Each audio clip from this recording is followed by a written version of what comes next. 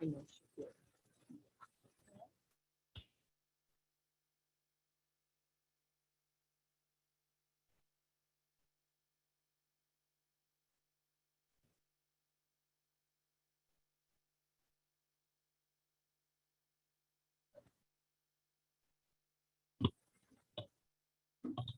Good evening, everyone. We're just waiting for Sean to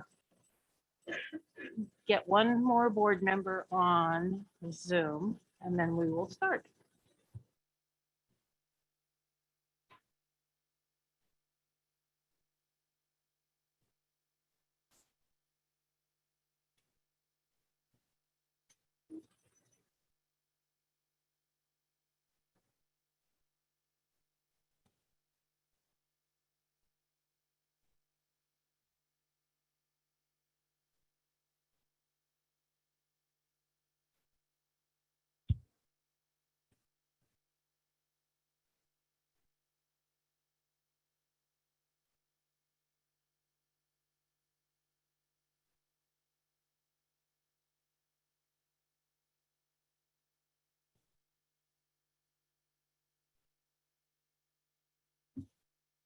All right. Welcome, everybody, to the October 27th, 2021 school board meeting. Let's stand and do the Pledge of Allegiance.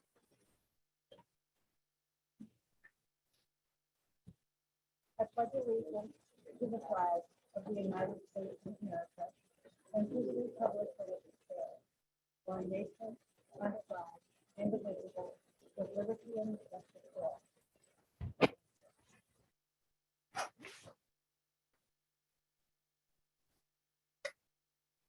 All right, we will start the meeting with the approval of the agenda.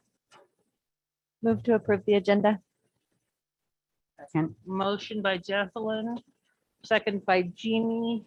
Are there any questions by the board members to the agenda? Okay, all in favor of approving the agenda, please signify by saying aye. Aye. Aye. All yes.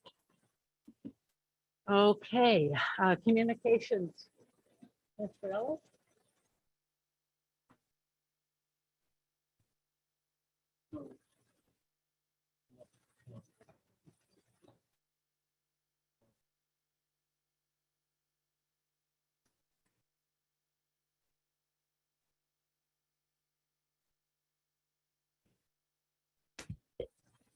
Hello. All right. So we had a couple recognition pieces that we wanted to work into the board meeting. The first one is recognizing some board members who served on the Prosser School Board. I invited them to this meeting, and we have kind of an active service award for them. So Scotty Hunt and Scott Coleman, we have awards for you for serving on the board. During the time they served on the board, we were able to get the bond passed, and they were part of the core group that put in place things like our safety and security team. So thank you for your service. As veterans and Veterans Day is coming up, I want to thank you for that service too. You guys are true Mustangs, class of '89, I believe. Is that correct? All right. So thank you for your service. You guys are just quality people, and we all like working alongside of you and appreciate all the sacrifice that you've made. The time, the phone calls, the listening from upset people. We just really appreciate it. And you've had to work with me too. So, so anything else any of the other board members want to add? No, but I'd like all of the board to come up, and if you two would come up. We have little paperweights for you that say leading by example. So let's go to the front, and then I'll hand it out.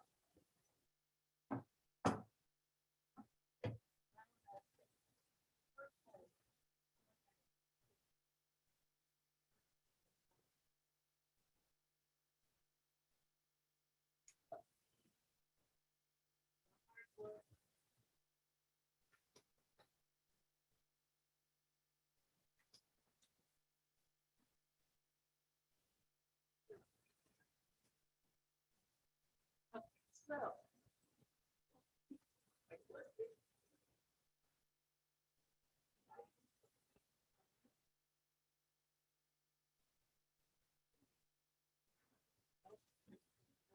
Tossing them around. Yeah, yeah, yeah. Oh, the tears of all the meetings. Yeah. But thank you. I can't tell you. It's been a lot of fun.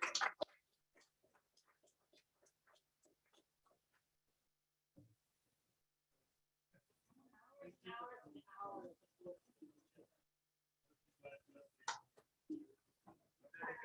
There you go. Folks, why don't you say it? We have one more. Tonight. The other group that we'd like to recognize is October's Principal Appreciation Month. And so we did some bags and back for the principals. The black ones are for the guys, the red ones are for the girls. So excellent work. Thank you for your leadership. Principals, thank you. On behalf of the district and the board, yeah.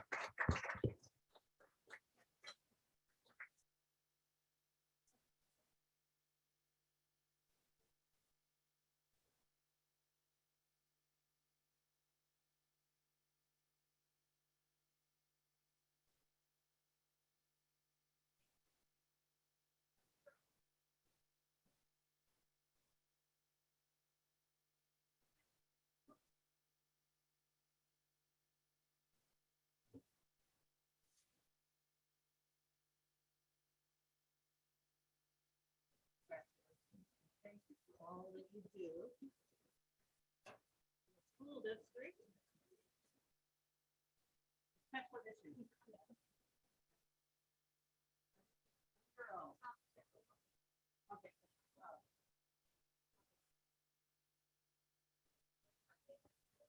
I don't know what's next in there. Thanks for all you do. Somebody want to get a phone?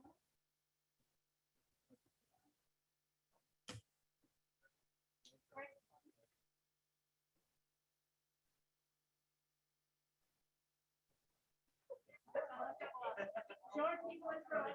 Any people in front?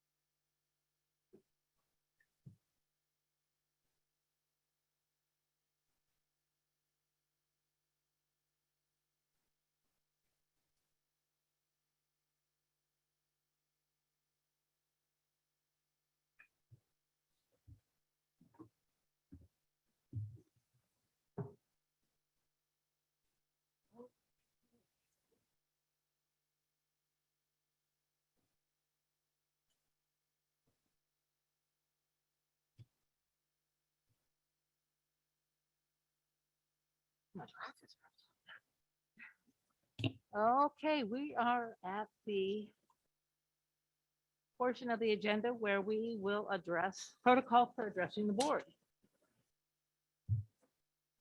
And, pardon? Oh, no, I've got one. So,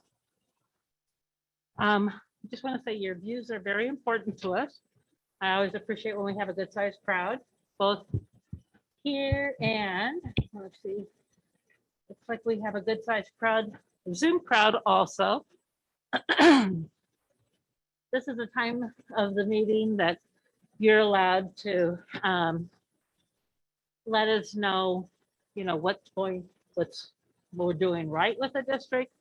If there's a concern that you have with the district, we ask that you keep your comments down to 2 minutes. I know that doesn't sound like very much, but we do want to at least hear what you have to say.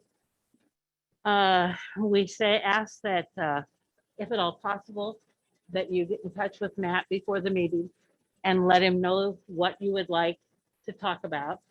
But it's really hard with COVID, so we'll kind of waylay that. Craig will be the timekeeper, and he will let us know when we're getting close to that 2 minute mark. And I'll try to give you a signal so that you can wrap up what your comments are.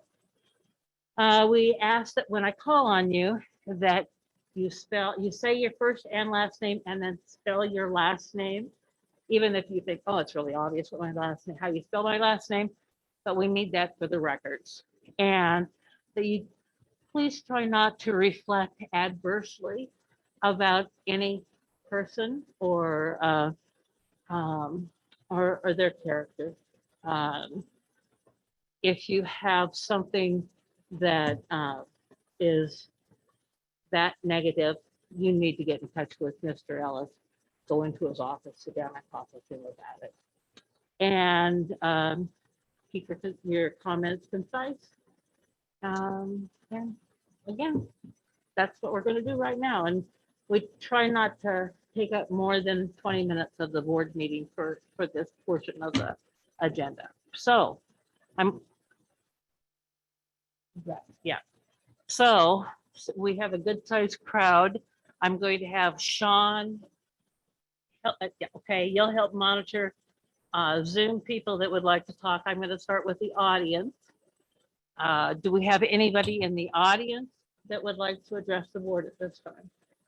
If you just raise your hand. I don't. Okay, if you want to stand, come up and sit at the microphone. We did a sign in too. Oh, did we? Yeah.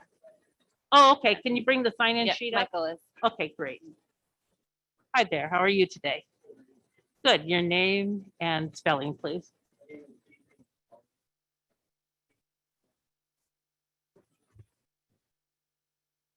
My name is Adrian Gonzalez, Gonzalez. Okay. I would like to address the board and Matt as well. I'm not sure if you guys are aware of this, but there is a new COVID-19 testing requirement that has been added to the winter sports program. This includes boys and girls basketball, boys and girls wrestling, boys swim, and cheerleading. This guideline was added by the WIA and the Washington State Department of Health, but was not a requirement only 6 months ago when we had winter sports during the spring season starting in May. On the Family ID athletic registration is where parents are required to agree to consent to this COVID test. There is no choice to disagree and opt out. And under the policies, there is a section that you can read more information on the consent for rapid COVID-19. They will take antigen tests through the school using an Abbott Laboratories Binax now antigen test. This testing requirement is only required for unvaccinated players. Fully vaccinated athletes do not have to participate in screening testing. Screening testing of unvaccinated participants must be performed twice weekly using a molecular or antigen test. The rapid antigen test must be performed on all unvaccinated athletes within 24 hours of the competition. The second test is during the week, should be performed 3 to 4 days prior or after the competition. In a multi-day event, testing should occur before each day of the competition. I would like to know if the Prosser School District will stand up for the rights of those that do not choose to get tested. In the Prosser School District website, the Prosser School District says that they will not discriminate in any programs or activities on the basis of sex, race, creed, religion, color, national origin, age, veteran, or military status, sexual orientation, gender expression, or identity. I would use the word creed in this instance and state that players have values and beliefs to reject these tests. Healthy people shouldn't be having to test to see if they're sick. If this truly is about health and the safety of our kids, then why don't vaccinated players have to test? Vaccinated can still be infected and can still get sick and still pass it on to others. There's no common sense used in this decision, and athletes can be denied to play basketball for the season or other sports because he chooses not to test. Thank you. Thank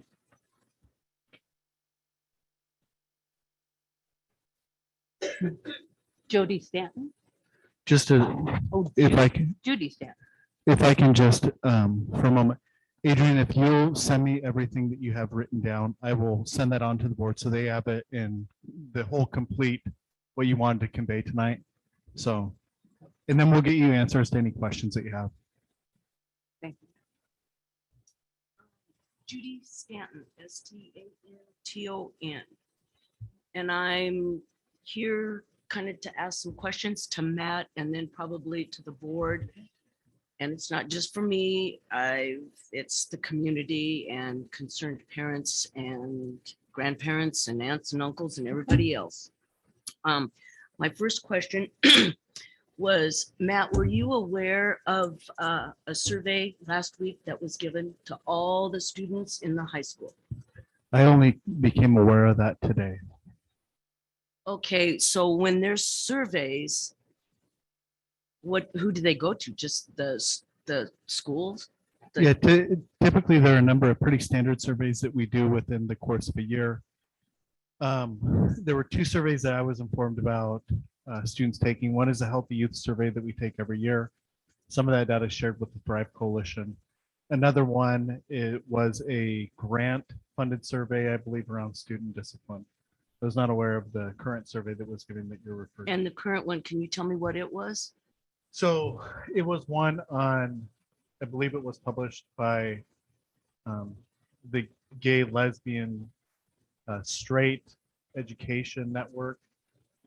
From my understanding, it was done because the principal is looking into creating a club at the high school, the Gay Straight Alliance Club. Okay, and is that going to be that club? Is it going to be during school time? I don't know. The high school principal's here. He can answer some of those questions. Like I said, I only became informed about this today. Okay, well, because it was brought to my attention by a number of people, and the parents weren't aware of it, and the parents didn't even get to view it. And so because Matt, you know, I've worked in many school districts, and I talked to some superintendents of the school districts I worked in, and I asked them about this survey, and one superintendent told me he was presented this survey 2 times, and he proposed it to the board, and the board said, no, we are not doing it. And the teachers all complied and said, no, we're not doing it because that's gay, lesbian. That is taking up academic time in the classroom that the kids need to be studying their math, English, whatever. And this survey was optional. So optional to me means you have a choice to take it or you have a choice not to take it. Well, these superintendents, they all chose not to give it to their kids, but Prosser obviously gave it. Well, excuse me. Anyway, in a certain classroom, a student had opted not to take the test. And I guess you do it on your phone, or anyway, the teacher has access to see who takes it and who is not taking it. And this teacher called the student's name out by name in front of the class while this was going on and said, student's name, I'm very disappointed in you for not participating. Now, when I told this to my other superintendents in other districts, they said that teacher needs to be reprimanded because they are not to single kids out like that. So I have the teacher's name, and the parent of this student tried to access to see what was, what the information was on this survey. And he was blocked out of it. The parent was. So why can't parents see what's on these surveys, like especially of this content? Yeah, so there are a couple pieces there that I want to highlight. One, I just became informed about this today. 2, I only accessed what was asked, the questions on this today. And so I barely became aware of what was being asked of students.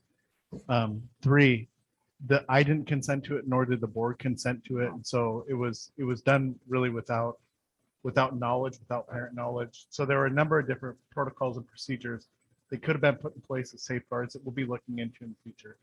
Now, only being aware about this today, we will be investigating it and looking into it. Yeah, because I have the teacher's name. Sure. So, well, and you I will can- give that yeah, to you. not Yeah, you can email me, Yes. you can with Yes. more of those concerns. And also, there was a student that has an IEP that wasn't given the option. He was just told that you have to take this test.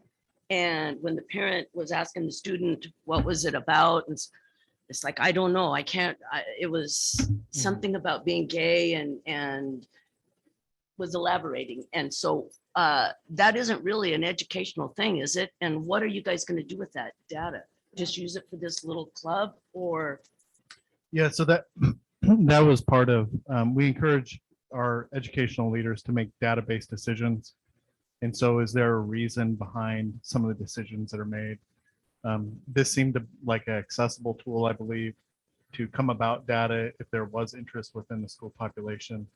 The underpinnings of the survey were around safety. Unfortunately, marginalized populations, like those students who have different sexual orientations, there's a higher risk and tendency for those students to commit suicide. And so there is an awareness component there around Okay. bullying, harassment, suicide, things like That that. brings me to the next question. Isn't that what our counselors are for? Yeah, our guidance counselors do a lot of different jobs. And so part of that is referring students on. I think counselors get into it with the idea that they'll be able to speak to mental health issues in a school setting. By and large, they do scheduling and guidance for future professions and things like that. So they don't get to really delve into that. We are hiring mental health professionals on campus and finding different systems to become aware of that and approach that. Okay, and then I know I've gone over my time, I'm sorry, but the last one is, gosh, now I lost my track. Okay. Oh, as far as this survey, how accurate do you think it really was? Because a lot of kids said they just goofed it off and wrote in whatever they wanted to. Right. And some might have done good and some didn't even understand it. For this IEP kid did not understand it. So how accurate do you think that survey is or was, and was it even necessary? Yeah, so I got online today and did some investigating of my own. Unfortunately, the survey didn't have a scientific backing. So basically it amounts to an interest survey that students can, basically have the opportunity to disclose certain things. It being optional and anonymous, But I think is, optional wasn't in some of these students'. yeah, unfortunately. Yeah. Yeah, well, yeah. Anyway, I will get back to you. I Yeah. hope I get some answers and I hope something becomes of. I Yeah, would hate to think No. teachers can put students on the spot like that yeah, because, and especially for gay and stuff, we're their parents. mhm. We handle family matters at home when they need to be handled. And if we need help, we will consult a mental health. Yeah. There, you can call me at the district office or matt.ellis@prosperschools.org is the email address. So. Okay, Look thank forward you, to and I'm it. sorry. No, and thank you for bringing Well, it I've up. had a lot of people come to me, No, very concerned, and the one that I was concerned. Yeah. one that was called out, was like, And yeah, we just becoming aware of this today, we had some initial concerns as well. One of them was why wasn't the board involved at some level? Why weren't the That's parents what you guys involved are. prior to administering a and survey? it was completely outside of the standard operating practice for a survey of that type. So we did ask Matt to look into it immediately. So those surveys, I'm sorry. Right. Where do they go to? Just the principals? It- Oh, yeah. Yeah. So this survey that you guys didn't get to see or look at or anything, where did it go to? Who did it go to? I'm assuming the principal. The principal. Yeah, the building administration. So the Healthy Youth Survey in Washington State is administered statewide. There is some overlap around mental health and promiscuity is part of the questioning base around that to know what kids are doing that's risky behavior. But the healthy youth survey is, like I said, given statewide, and it gives a snapshot of the state, the county, and then the local district. And so the one that we were doing around student discipline was Walla Walla County. But that was to help us shift our discipline practices. Okay, well, I hope you guys kind of become aware of these things because we don't want to.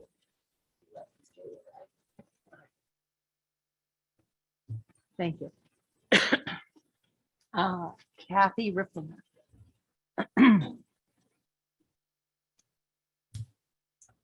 Look at it.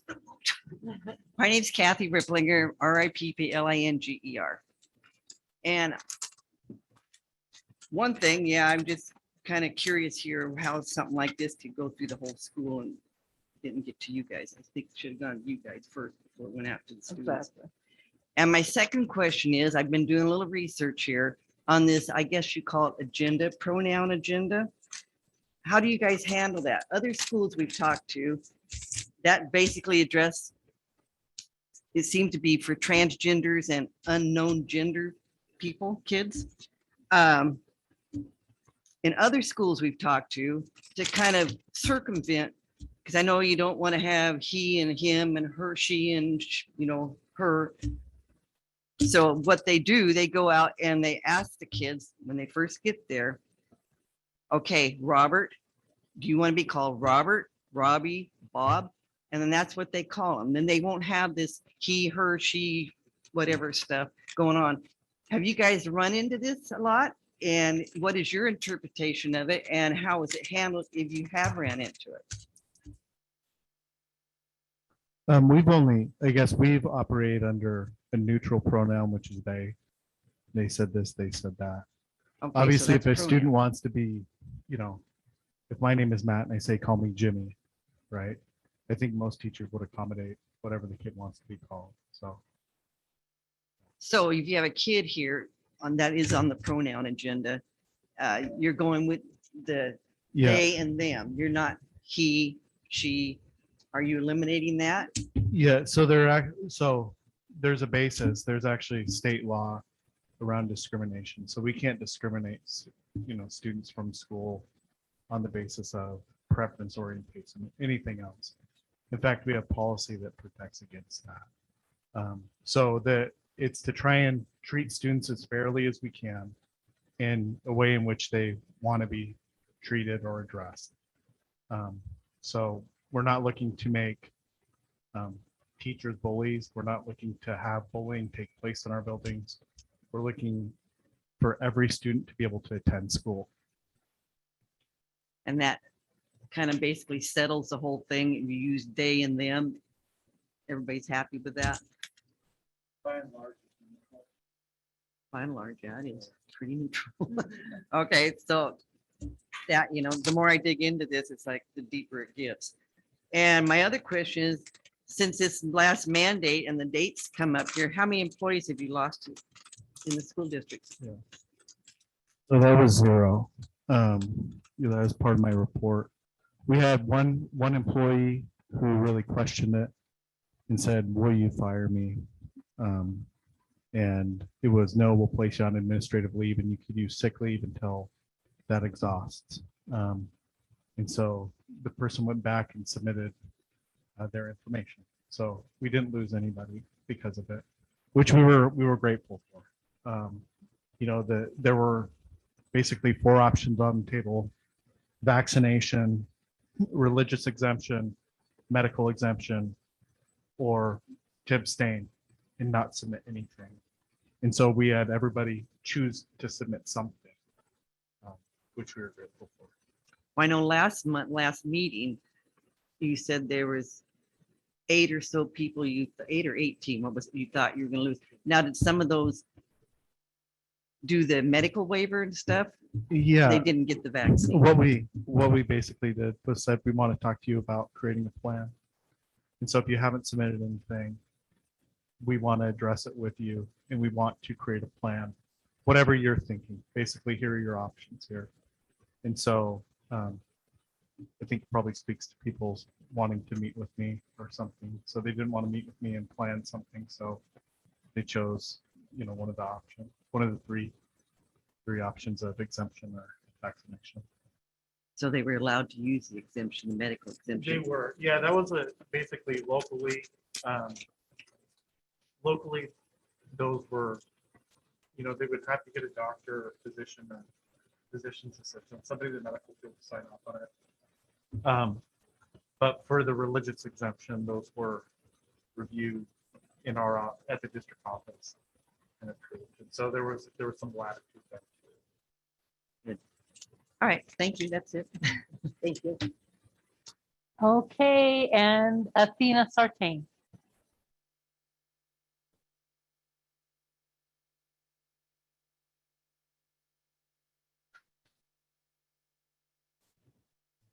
Athena Sartin, Sartin, and I'm a teacher at PHS.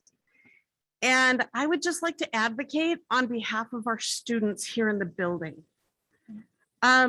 They wear masks for more than 7 hours a day. I wear a mask for more than 7 hours a day. I'm vaccinated. I had a breakthrough case of COVID. It happens. I would like to advocate on their part because they may not be able to be vaccinated. Let's protect them and wear our masks where the WASDA rules say that everybody should, or they should be on Zoom. As well as the law 21-5.1 is the Washington state mandate that says that everyone inside of the school should wear a mask. I just want to advocate on behalf of our students that are in the room that may not have that choice to be vaccinated or not. Thank you. Thank you. Okay. May I give my last minute to Emily? She didn't sign up. Oh, sure. I was gonna say, is there anybody else in the room? Anyway, and she can have 2 minutes. Hi, Emily. Would you give us your first and last name, please? First name's Emily. Into the mic. You're real First quiet. name's Emily, last name Chen, Chen. Okay. What I'm advocating about was the gender association. Can The you talk a gender, little louder? the gender association club. Okay. I feel like at home, the space at home basically may not be safe enough for the child or teenager to come out to their family. It could be a really safe environment, but their parents' beliefs may not match up with theirs. So a school could be a part of a safe space.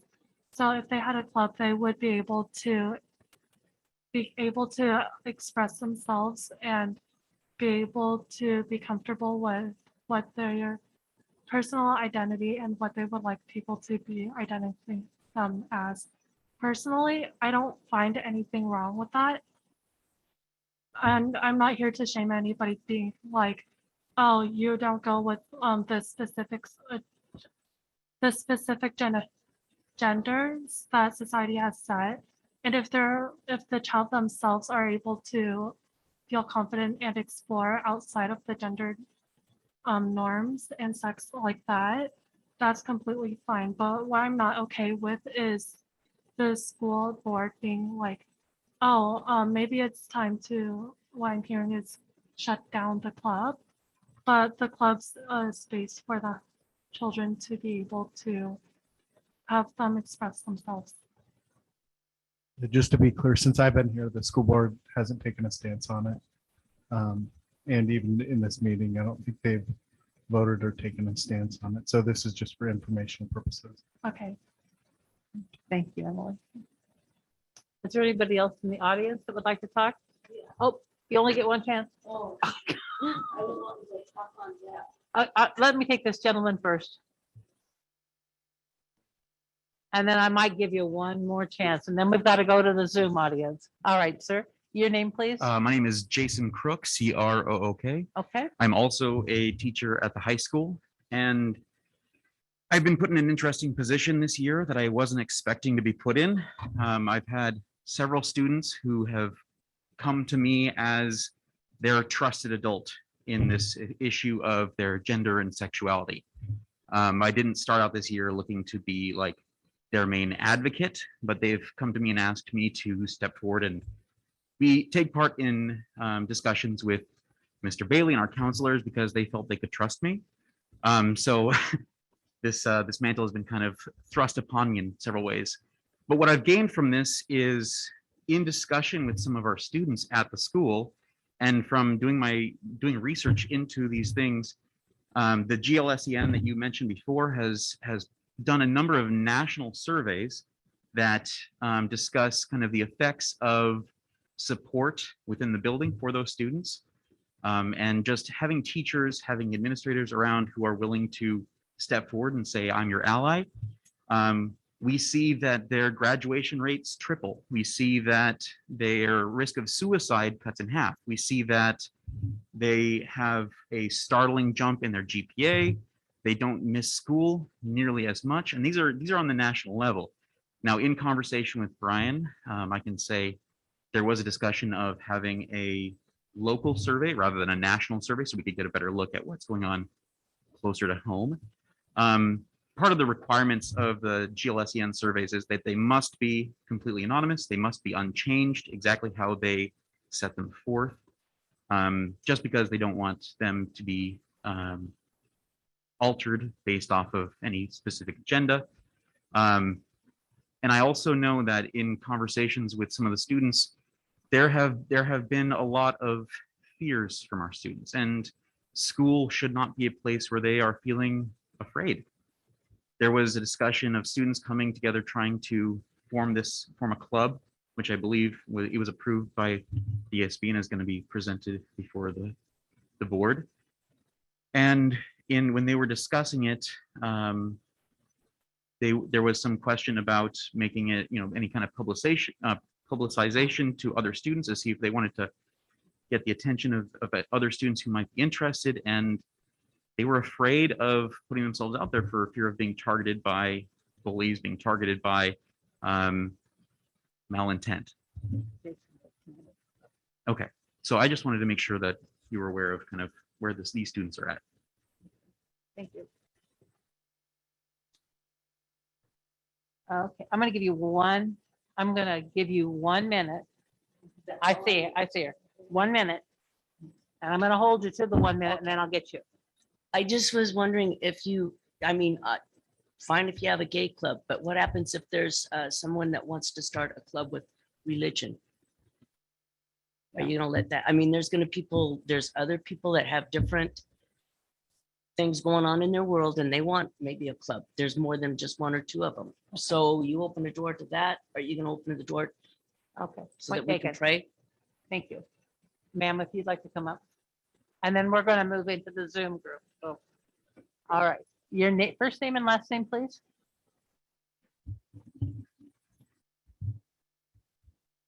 My name is You're gonna have to really talk loud because I can't hear you very well. Maritza Barragan Orozco. So 2 last names. Do I spell both of them? Just your last name. Spell your last So name. the first one, I have 2 last names. Oh, okay, spell both of them. Barragan space Orozco. Okay. Okay, can you just maybe tip your mask down while you're sitting there? Thank you, so we can hear you. I'm also here to talk about the GSA Club, which stands for Gender and Sexuality Alliance. And I think it's a really good idea because, like Mr. Cook said, a lot of students do not feel safe. And not necessarily because anyone has done something to them, but because they have an idea that they will do something to them. Like Mr. Cook said, I've also known of students that come out to their teachers because they don't know anyone else and they don't have that sort of space at home that they can feel comfortable enough to tell someone that they don't have that sort of, ally. Lost my train of thought, sorry. And adding this club to the school really would help students feel safe with that. Thank you very much. Mhm. Okay. That's it. Okay, we're going to go to the Zoom audience. And again, we are almost out of our 20 minutes that we'll allocate, but we are going to leave 10 minutes for our Zoom audience. So, Mr. Reynolds, you're going to keep 10 minutes. That means we've got 5 people in the Zoom that we can listen to. All right, let's go. Who do we have? Sarah Griffith? Okay, Hi, yes. Jason. Thank you for listening. I wasn't sure how to raise my hand. So I did have a question in regards Who do we to, listen to? I'm sorry, this is Sarah Griffiths, last Okay. name Griffiths.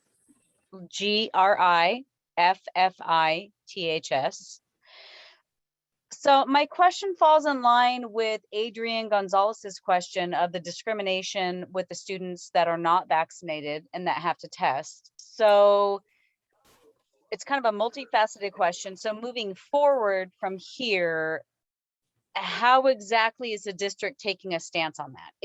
If they're not vaccinated, but we're not discriminating, then exactly what does that look like for our students that want to play winter sports? Because I can speak to the fact that I don't want to pinpoint certain sports, right? Because I don't want to put anyone on blast, right? While we're speaking publicly. But there were certain parts of the fall sports program that did not have to test, but that now we're stepping into winter program that they now do have to test. So what's the district's stance on that? Like, are they going to continue to require this? And also, is this going to come out of parents' pockets, or who is paying for the testing as our students want to play these sports? No, the cost won't come out of the parent. This is Matt Ellis, by the way. I don't know if you can see me. So no, the cost won't come out of the parents' pockets. The way that we've solved that in the past has been universal testing like we did at homecoming. So there isn't any discrimination. So vaccinated and unvaccinated will both have to test. Fully knowing that, as you heard tonight, we had a teacher testify that even though she was vaccinated, she came down with COVID. So a universal matter. It's similar to, I would say, wrestling. I would equate it to that you have to weigh in. And sometimes that's a very, I don't know, private type of thing. So yeah, we'd be looking at that or considering that moving forward. I've talked with Mr. Lusk about it. I'll continue to touch base with him and come about a solution, then come about a communication plan with parents. Okay, well, I guess I'm feeling a little confused because the information that was distributed was that Excuse me, Sarah, your students 2 that are minutes. not left. vaccinated they have to test, but those that are not do not have to. So is that not true? Am I misunderstanding, or what does that look like? Yeah, so these conversations develop in time. And like I said, one of the last conversations that I had with Mr. Lusk was around a universal measure. Sarah, I'm sorry, your 2 minutes is up. Yeah, go ahead and email Matt and he can give you more information. Jason Rayner, I believe you're the next person up. Can you hear me okay? Yes, we can. Go ahead, Jason. Thank you. Hey, I'm not going to delve into it. The previous speaker and Adrian has kind of expressed my same displeasure with the way we segregate our kids in between the COVID shots and those that haven't had the COVID shot. One of the things that kind of makes me more nervous about the future of our school is Pfizer next week is looking to approve vaccinations for students or kids 5 to 11. And I pressed this last week or at the last meeting and want to know where the school stands as far as setting a policy to prohibit any mandates. My suggestion is to have a prohibition of any and all mandates for vaccination for our kids. Any comment on that? No, not this time. I don't think that the board has studied it enough. And of course, there's 5 people on the board, each with their own individual opinions. But you know, I don't think that we've studied it enough to make a really I think probably intelligent decision on that matter. Well, again, I would ask the board to be proactive instead of reactive. You know, at some point in time, we've got to stand up for all of our kids, and give them a place that we're not segregating them in two different groups or forcing a shot, because you know what's coming. You know, if the governor of California is going to do it, then, you know, the governor of Washington is going to do it. And I hope this board will stand up for all of our kids and be proactive on this subject. And since the lack of time, I will get off. Thank you. Thanks, Jason. Okay, we've got a time for one more from the Zoom audience. Is there anyone else in Zoom that would like to comment tonight? Okay, it looks like not. Thank you, everybody, for your comments. We will now move on to information items. Looks like we have nothing on the agenda for information. We'll move on to reports. Assistant Superintendent report. Did Deanna have any? Okay, You guys hear Deanna? me? I'm here. I'm Okay. home. Okay, I've been home sick since Sunday, so sorry I'm not there today. Just a few quick things. We are on the process of starting our work to review curriculum for the K through 5 ELA, 6 through 12 social studies and history, and as well as trying to bring conclusion this year to our science and arts adoptions. I've been able to meet with Riverview and Heights principals and our furniture company to start working on ordering furniture early, just because the supply chain is so slow. We saw that with the high school with some of the items that had come for the high school. Some of them took 8 or 9 months to arrive. A thank you to the principals from me as well. I do a lot of work with the principals, so thank you for everything that you do and your dedication to our students. And then lastly, I do represent the district on the Prosser Boys and Girls Club board. They are having their big fundraiser, Festival of Trees, on November 13th from 5:30 to 8:30. It is going to be in person at Airfield, but it will be open air with the doors open and stuff, so you'd need to dress warm. But you can purchase tickets on the website if you need any help with that. If you're interested in attending, please let me know. And that is all for me. thank you, Deanna. Hope you feel better. Thank you. Thank you. Well, okay, moving on to the business and operations reports. Mr. Okay, Round. thank you. Can you hear me okay with that? The, in your packet is the October enrollment. I know the board's interested in how many new students have either enrolled or how many have left. And so that's the first page. And this is just for the month of October. The count date is October 1. So as of that day, 32 had enrolled and 30 had withdrawn. The new thing that I'm going to start including is the number of online students. And I'm not going to include their full-time equivalency in the report. And the only reason for that is even though we count them, that's basically a pass-through for us. We count them, the state pays us, but then we pay a third party. So it's not really additional income, if you want to call it that, or additional students that we receive payments over and above what we're paying to the vendors. So we actually have 28 students that are online. So having said that, for the month of October, our enrollment was 2,379, and that's full-time equivalent. That's not the head count, but those that we get funded for. And year to date, we're 31 students above what I budgeted. So you can see on that second page, the average for September and October is 2,387. The budget was 2,356. So therefore the 31 students above, and down 12 at the elementary schools in total, up 5 at the middle school, and I'm not sure why the high school number isn't on that page, but high school's up a lot.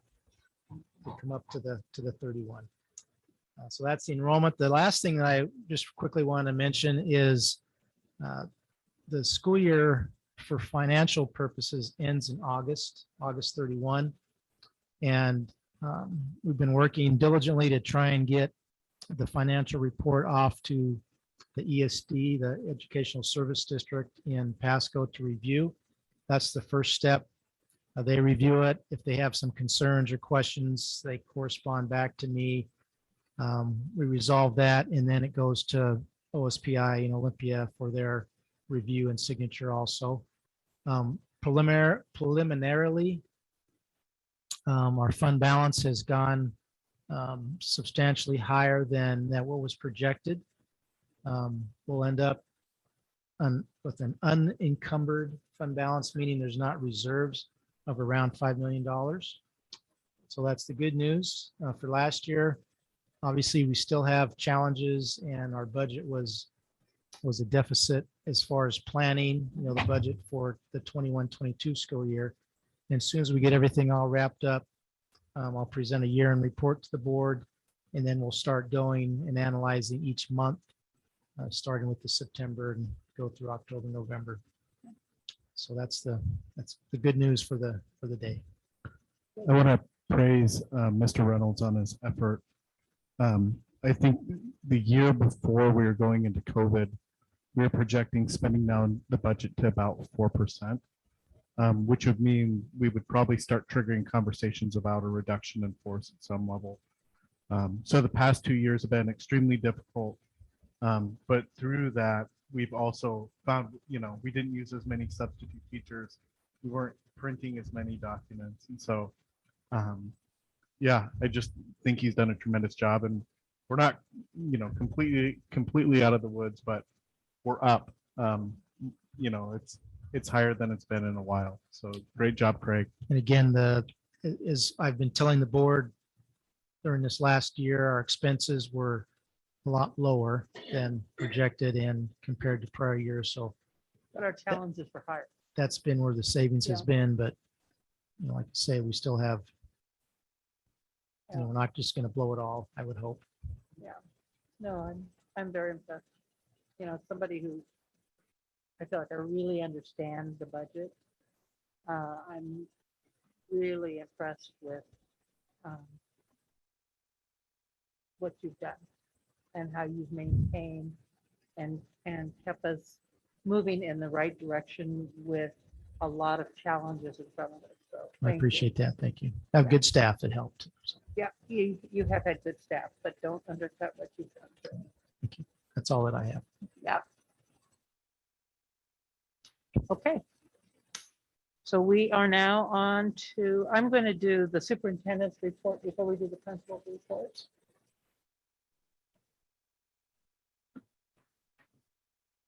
I have a few items here.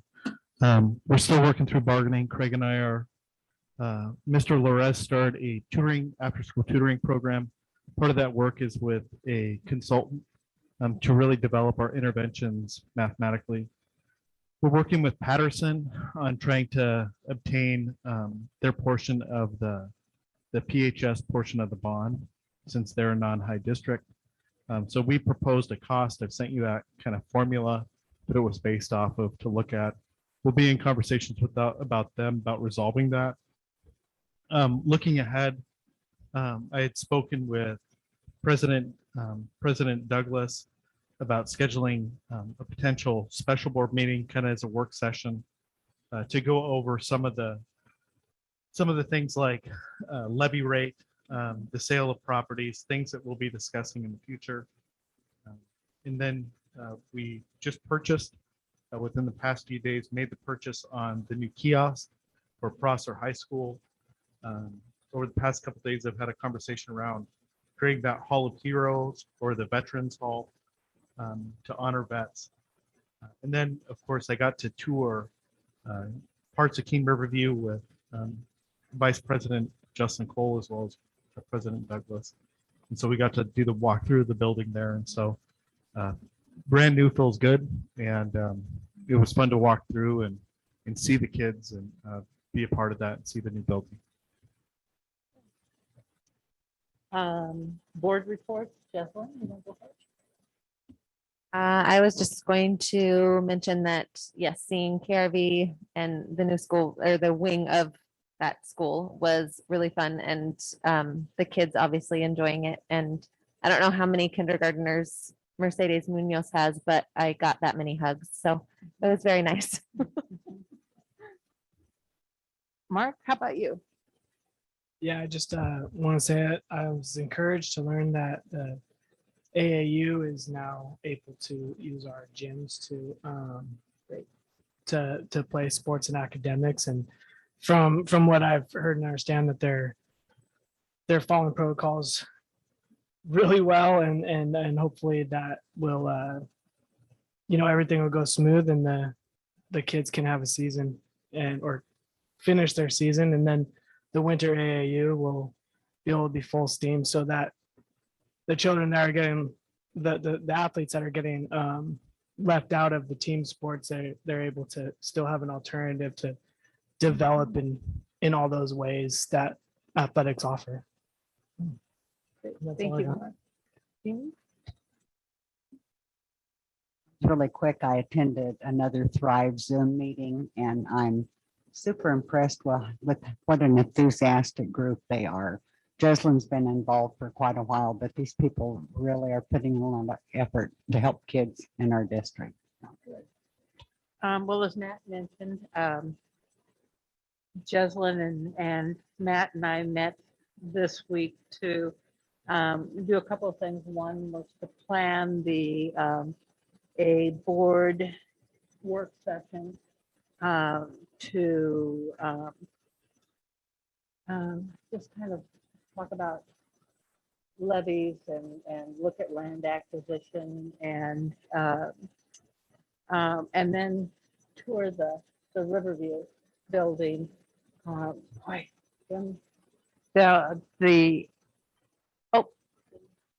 what's going on? Oh, the hugs that Jesselyn was talking about was amazing. I mean, those little guys were just swarming around us. We like your hair. Oh, thank you. I like yours too.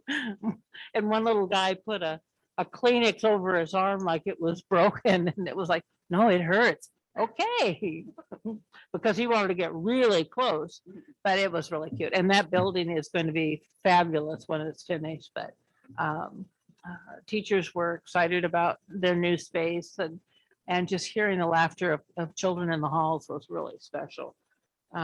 Be nice when it's completely finished. Okay, that's my report this week. And so I'm going to start with Andreas, our student reps. You want to tell us what you've been doing this last 2 weeks? Well, I think I've been having a really great time at school so far. We had our homecoming week. 2 weeks ago? Can't remember exactly, but it was really fun, and I really enjoyed that whole entire week. This week we're doing Wish Week currently. Today was Purple Day, which is why I'm wearing purple. And yeah, it's been a really enjoyable time at school. Great. And Hannah, do you want to go next? And you can tell them what you were trying to, you can say what you were trying to prompt him to say. Yes, so the first update I wanted to deliver is on the PHS Hole in the Wall Theater's production of Horatio Will Be Late. Performances will be in mid-November. I'm told rehearsals are going well. And then the Princess Theater's production of All Together Now is also going well.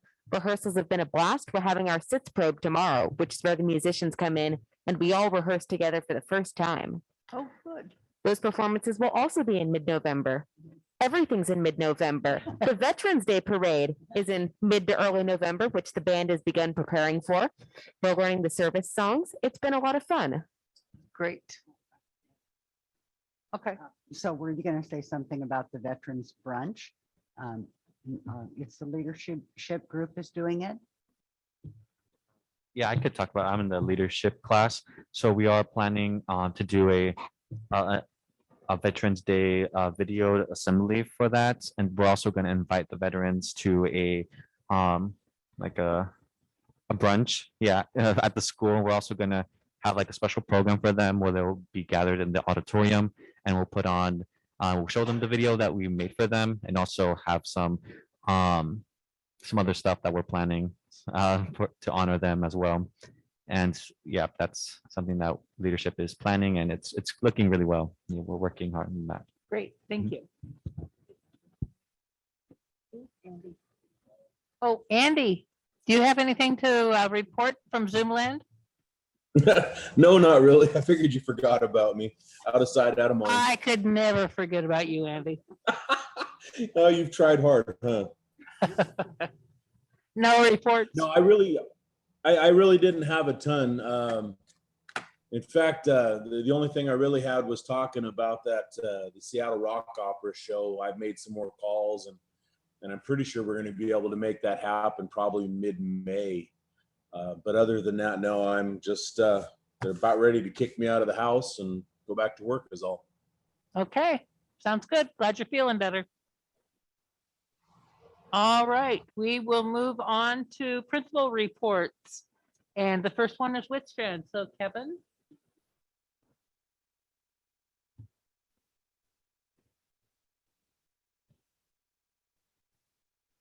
There's a green light, so does that mean it's You're on? Yep. I'm just going to talk a little bit about, Deanna brought this up, we had the reading adoption, kind of narrow down our focus and the non-negotiables for that. And it was really nice to see all the buildings there and on the same page. So that was encouraging. Our student council started, and we've had a year delay with that, and they've started their morning messages. Grade levels are starting to create SMART goals that are aligned with the building goals, and then this is the first time here at Whitstrand that they've done that, where those goals are built based on the building goals and also the district goals.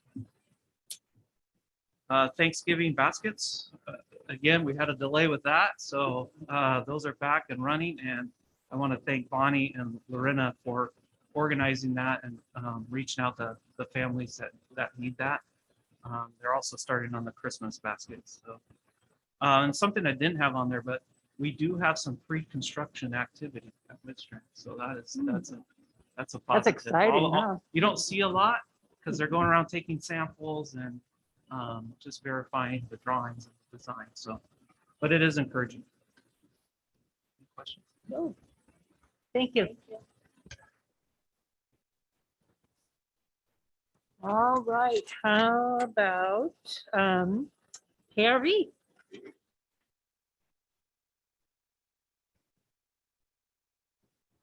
How are you? Good. In the board packet, I submitted some pictures of our new wing that we just got moved into last Monday. It's been quite an adventure. With any type of moving, there's lots of changes and with everything, serving lunch and custodial support and moving companies and everything. So it's been pretty crazy, but our staff has been so flexible and so supportive of each other. So we're in our new wings, the teachers are loving it, and I'm just excited for the rest of our kids to be able to have that access like our kindergarten. The last thing I wanted to say was just thank you to everyone for allowing us to have this new wing of construction right now and really helping us to get settled in it. So it's been a full village effort. It'd be nice to have everybody under one roof. Gosh, Heights, Jody.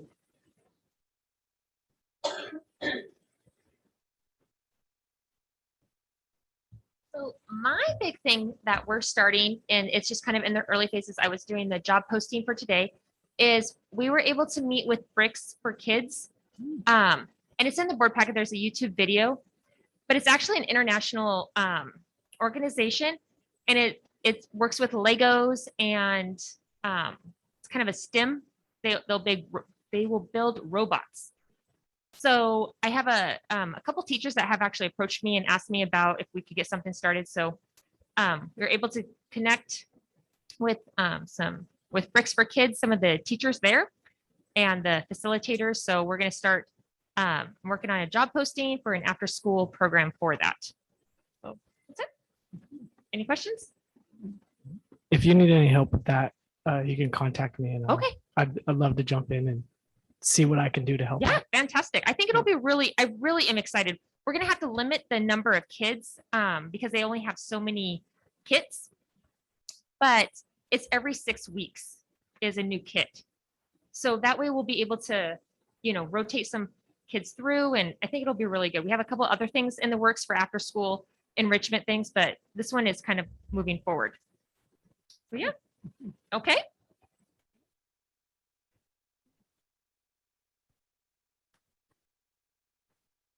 Grandpa Mike. Yeah. Now, they were all shorter than 5 minutes, so they've ceded their time to me. And so, no, we'll make this quick. Housel happenings. The first one on there is their Wheat Club, which is a club that we have here at Housel Middle School. It's an international club, 25 years. But we have one here that supports not only local, but international causes. We do a We Scare Hunger right around Halloween time. And it goes to our local food banks. And last year they took a car trailer with racks on it worth of food to local food banks. Plus they took a sizable cash donation. So we're in the middle of that. When you came in, the display cases have the first day's worth of food in there. And so we'll be hitting up the grocery stores in town on one weekend. Come by and they'll give you a little list of stuff that sits well on the shelves so we can use it. And we'll be taking donations there as well as during the day. It's a competition for our kids as well. So it's not based off of poundage, it's based off of the items. So That's for local food bank. that's our local food bank. Yep. And so we'll pick that up in about a week and a half and it will go to our local families. So we're proud about that work. Our fundraiser's up and going. We've finished our iReady Fall diagnostic testing. We're in the middle of the Smarter Balanced Assessment testing that was due last spring. We're finishing it this fall. Math, we should probably be about 80% done with math. We've already completed science and ELA. So this will be the last week of that. Fall sports just completed and we've started this will be our first full week of Winter 1 sports. Bailey Maya, we hired as a choir teacher. We had an extra period, so he's been up at the high school working with Dan Norris and doing some shadowing and supporting him up there, but we're stealing that period back. And we're going to start a exploratory where they will do some kind of a percussion, like with bucket drumming and ukulele and some voice and some appreciation in movies and music, or music and movies. So that'll be something that'll be a quarter class or a trimester class. We'll start that this next trimester. We just completed the Great Washington Shakeout, which is one of our drills that we prepare for a possibility of an earthquake. And so it takes about 20 minutes, but it ends with all the students receiving some information about what to do in the case of an earthquake. As Deanna already stated, we're working on our science and social studies curriculum adoptions. We've got some pilot kits and things that we're working on in science and social studies. We're just beginning that work. Many great things happen around the middle school. And so we talked about you go to social media and you spend any time there and you can see all the things that are wrong with the world. And whether it be schools or our politics or our communities or whatever. So Crystal and I made a purpose just to walk into a couple classes today because we knew that I was gonna be here tonight. So we went into one class and the kids were just kind of standing around and it sounded like we were in a beehive. There were about 8 drones flying and the kids had all programmed it. And one of the kids was like, watch this, Mr. Dane, this is gonna be cool. The drone took off, flew forward, flew back, side to side. It's gonna land right here. Landed right there. He didn't have to touch it. It was all programmed in the computer. Right, that's pretty awesome. So then we head to the next class. Dean Smith had just gotten word that he had been invited by Sal Mendoza to come into the Juvenile Justice Forum. And so Deanna helped support that. So we're gonna have a class attend that virtually. And that'll be later on in November, I believe. And so again, Deanna supported that, so it was great for us to be able to send those kids. We can't send all the kids to it. It was a limited number of spaces, but we're able to do that. So that's a big thing coming up. And then an art class, Christine Bryan is teaching art for us this year. In the last 2 weeks, they've been learning about Mexican folk art and Hispanic Heritage Month. So they created, I'm going to probably mess this up, so I apologize, but Olive Brijes, and they asked the kids to bring in an animal from home, and then they turned it into this art project. And for lack of a better, it's a spirit animal that they created with plaster, clay, wire, music, and paint. So those aren't things that make the paper every day, but while I had the stage, I wanted to share just 10 minutes of walking around the building, some things that we saw as we were at school today. So, any questions, concerns? Nice. Well, it's a little shaky there for a little bit. It's a recording, so it's tough to really get the true sense of everything falling in on you, but it was good. We were able to do it. We talk about where you would go if the building was going to fall in, finding that triangle, doorways, bathtubs, that kind of stuff. So, but then we ended with an evacuation, and so it was good to practice that as well, in addition to thinking about what we could get.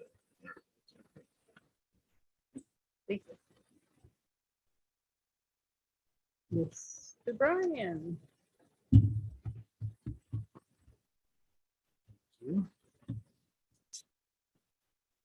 Well, just to echo a couple things that I've heard today, our students did a great job of talking up our activities at the high school. They mentioned homecoming week. That was a very fun week for all of our kids, I think. Andres mentioned, I think he misspoke and he said Wish Week was this week. It is actually Pink Week this week. Hence, the purple that they're wearing is representative of a specific type of cancer. We're doing a different color every day. We are planning for Veterans Day, and I just wanted to loop back around. And so since the last time I spoke, we have had freshman camp as well. So freshman camp led into our homecoming week, and the freshmen were up to speed with all of those activities and cheers and everything that it means to be a Prosser Mustang. Testing, somebody mentioned testing in their report as well. I just wanted to give a shout out. We did have a group take the stamp test just last week. And congratulations, Ms. Sarton. She's the one who gave me this information. But 34 out of 54 students that took the test earned 4 credits and the seal of biliteracy. So 34 out of 54. The PSAT just took place on the 26th yesterday. Sophomores and juniors, there were quite a few of those. I believe we had only actually about 50. We wanted those numbers to be higher, but we will offer that again. And anybody who wants to take it, sophomores and juniors, will be able to do that. SBAC testing, we're looking forward to that. We begin at the high school doing that next week. We're excited to look at the data. I know everybody's been getting data back pretty readily now that the test is shortened. And we're excited for what that offers us in our building. Somebody mentioned the building process. New is nice, but functional is even better. And I left those specific pieces on my list so that you could see them being crossed off. The lighting schedules, we think we got worked out. The door locking mechanisms, we think we got those worked out. Our chairs were finally delivered. So we do have our new chairs. Our weight room is installed and being used. Our TV wall is up and running. Now we need to start training classes and kids and ASB and leadership to use that. I did just speak with Mr. Smith from the middle school today via email in regards to training students on the lighting systems in the auditorium and sound systems in the auditorium in preparation for all of those wonderful activities that will be coming to the auditorium in that space. So we're excited about that. And then lastly, I do want to speak about safety and security. I think that safety and security often sometimes morphs into a single scope. And we think of those items that you can see readily. And you can see our security officers, and you can see when we talk about policies and procedures, those are easy to see. The part that we oftentimes forget is the social emotional aspect of safety and security. And that plays a huge role in our building. And we are, in the depths of data and trying to become a data-driven and data-oriented school. And part of that process is for academics, but also part of that is for safety measures. And so a lot of the things that have been done and that we have been done with that in mind, and specifically for the safety of our students. And the surveys that have been a topic of discussion tonight have been done so to provide us with that data and provide us with the human emotion and the human social element that our kids need in order to feel safe in our building. And we've put a lot of time and money and energy into safety and security that everybody can see. The part that also needs to be addressed is providing students with the space, providing students with the security that they need in order to function on a daily basis in a safe room. And I will never second guess that. There is one thing that I did leave off of this that I would bring back up here, and that is the recommendation portion of my report. I would recommend that any standard operating procedures be shared with the principals so that we know exactly what you want to see and what needs to be presented to the board, because I'll be honest with you, as a new administrator, I have no idea what those standard operating procedures are.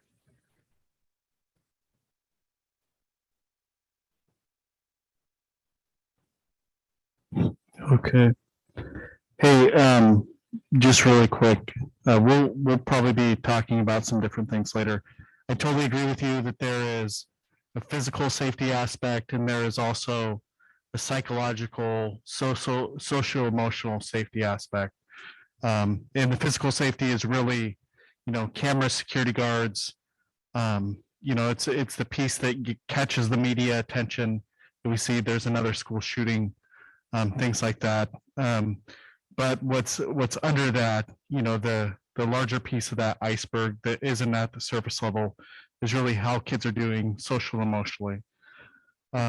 So I do think that, we're in constant efforts to try and improve that.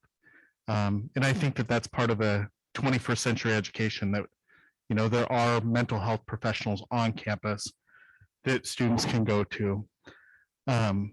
But with that being said, we will be probably talking as a board as well as talking as an administrative group. A couple commendations, just really briefly. I saw that your school, student athletes, students, staff members had put together a video for Mr. Fazler. And I thought that was really awesome, even with, not just Pink Week, but cancer, identifying different types of cancers. So I thought that was a really cool thing. And even the bracelets that said support Faz on them. In addition to that, I had the opportunity to walk through and see the weight room. I hope that all of you can get in to see it.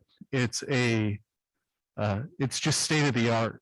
It looks and feels like a college style weight room. And so I know that it'll be an excellent space and facility to bring about those next Mustang winners. So that was really awesome.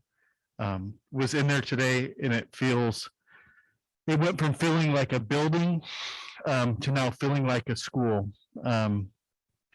Posters on the wall, kids moving back and forth. People are settling into their spaces and decorating their walls. And so, it just feels alive. So if you get an opportunity, board members or community members to get in there, I know that we're still being cautious with some of the COVID protocols, but it's a nice functional, hopefully becoming more functional area. And I want to address the standard operating. Brian, Prosser is a conservative community. You know that. I know that. And I respect that.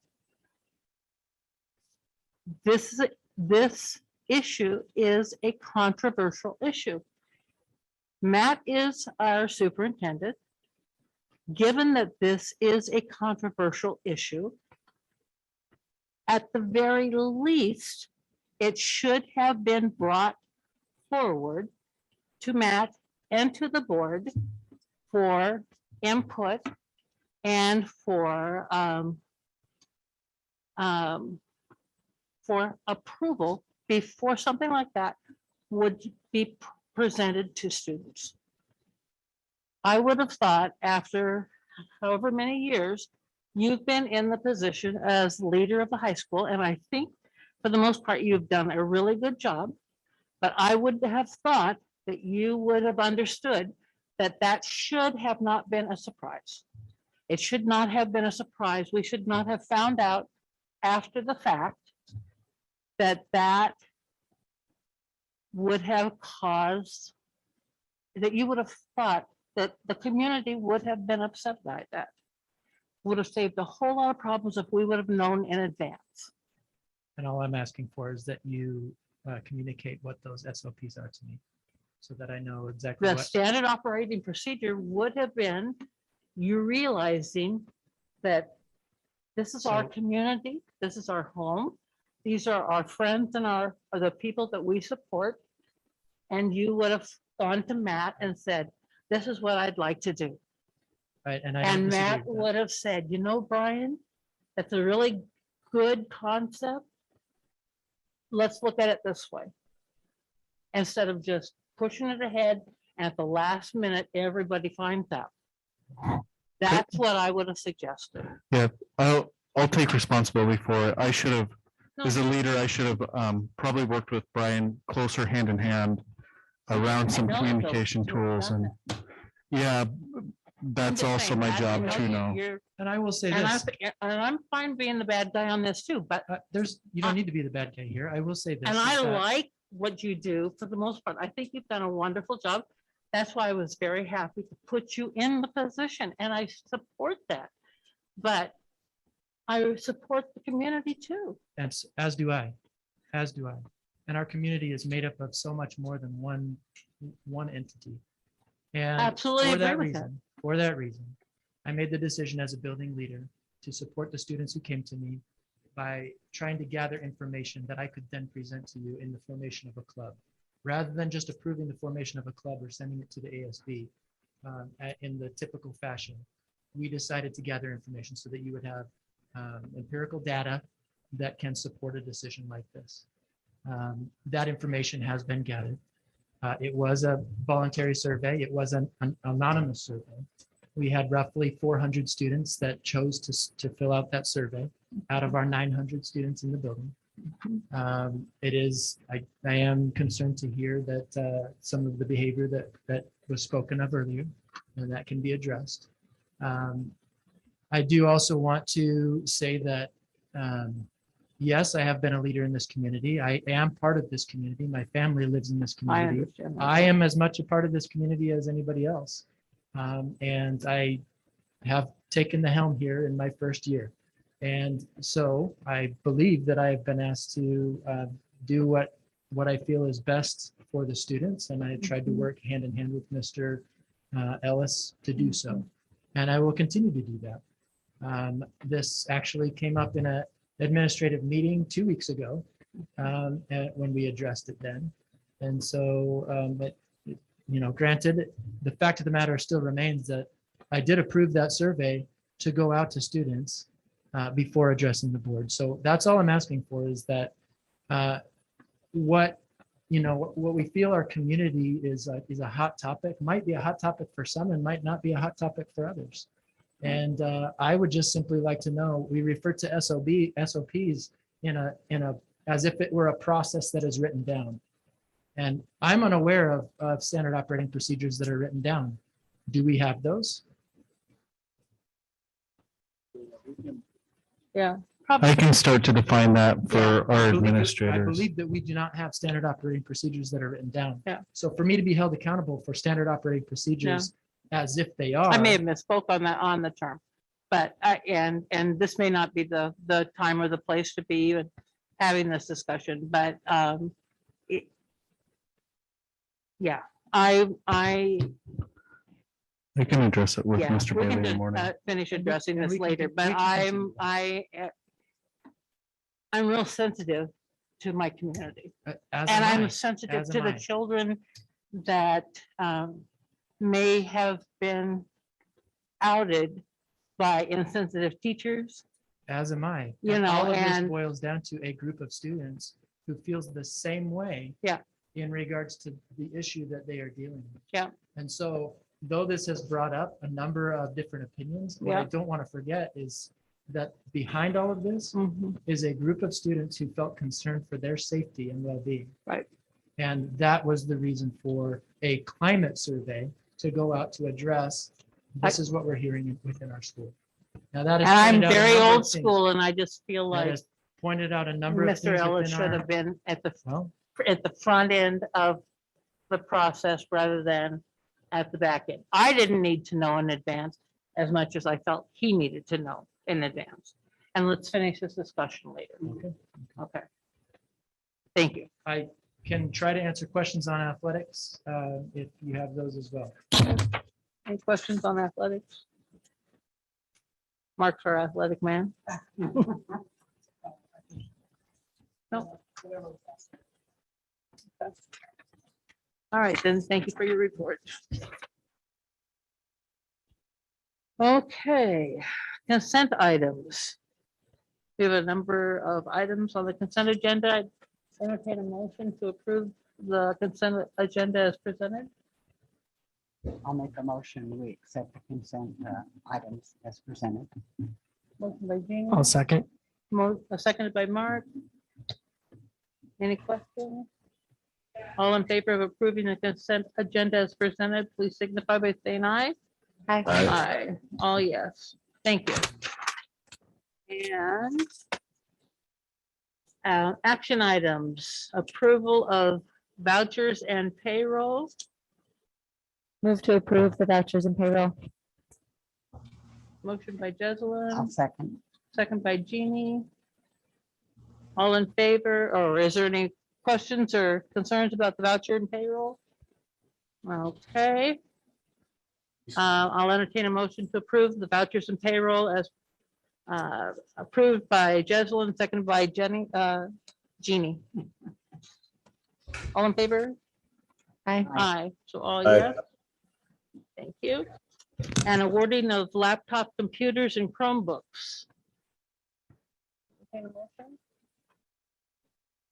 I'll entertain a motion that we approve the awarding of laptop computers and Chromebooks. Okay, I'll take a second. Mark? Second. Okay, motion by Jeannie, seconded by Mark. Any questions? All in favor of approving the awarding of laptop computers and Chromebook books, please signify by saying aye. Aye. Aye. Andy, did you approve? Yes, I did. Okay, so that's all yes, thank you. Future meetings, our next board meeting is the 10th. Remember to vote, everybody, next Tuesday. And I entertain a motion to adjourn the meeting. I move to adjourn. Motion, Second. motion by Jesalyn, seconded by Jeannie. All in favor to adjourn, please signify by saying aye. Aye. Aye. Aye. All yes, thank you.